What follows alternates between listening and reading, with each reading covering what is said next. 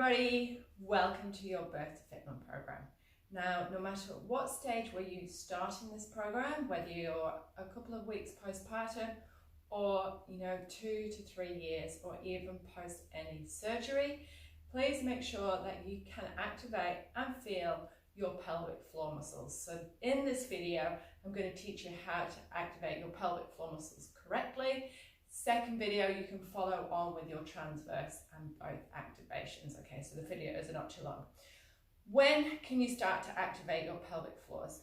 When I gave birth to my, not necessarily my first, but my second and third, I wanted to know I could contract them quite soon after birth. So when I get that first shower, I just sort of have a think and see if I can lift them up, see if I can release them, just to see if they're working, if I can still feel them. So that's often when I contract my pelvic floors following birth or any type of surgery.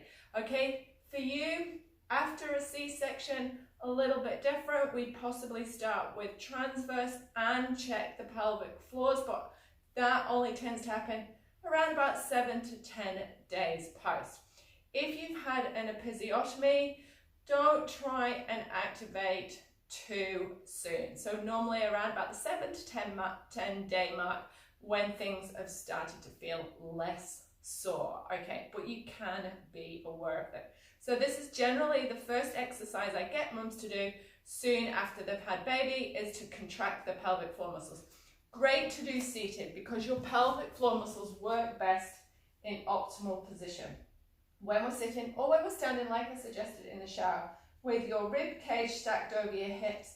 So not like this. So not when you're breastfeeding or trying to feed your baby girls, or when you're sitting down, or when you're in your car. It's not necessarily the best time to see if you can feel your pelvic floors, because your brain might not be able to activate them sitting slouch. Okay, so we need to be in that good position first.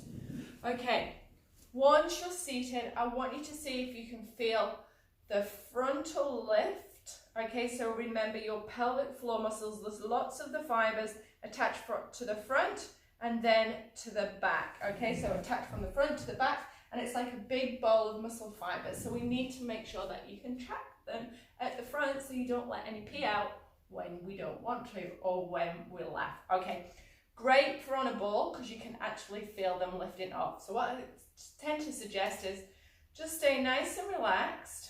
All right, and take a nice deep breath in. And then as you exhale, slowly think that you're picking up a raisin with your fanny. Okay, and then let it go. Okay, so it's a small lift. It's not a tight squeeze. And do about 5 reps of those to see if you can feel them. Now, what I suggest to mums is, if you've just had your baby, you might only be able to exhale for a second, feeling that lift. Okay, but what we want to progress you to is a deep breath in and an exhale lift for 1, 2, 3, and let it down. Okay, so if you can feel that, you can feel it lifting from the front, you can feel something happening. Remember, it's like you're just trying to stop a tampon from falling out. That's the feeling. You're not squeezing too tight, not trying to squeeze all the time. Also, just put your hands on your glutes and your upper abdominals. No other muscles should be joining the pelvic floor muscle party, okay? Pelvic floors only. 10 reps a day, 2 to 3 rounds a day, especially if they are feeling significantly different postnatal. If you can't feel them or can't activate them, what I suggest is if you've had an episiotomy, we need to do the back to front scoop, okay? So you think stop a fart, and then pick up your raisin. Okay, so that back to front scoop can help you activate from the front, and you may need to think like that if you've had an episiotomy, if you've pushed for a long time, just to start to get those pelvic floor muscles to work, and we do it on your exhale. And again, 10 reps, 2 to 3 times throughout the day. If you can't feel them after a couple of weeks of trying, please let myself know so we can perhaps refer you to a physiotherapist if needed to, and we can get you to a specialist quite quickly for a full internal assessment to check your pelvic floor muscles. All right. Okay, so there you go. how to activate your pelvic floor muscles, #1 exercise postnatal that everyone should be able to do. Hope you enjoyed that little video, and I will talk to you all soon for how to activate your transverse abdominals.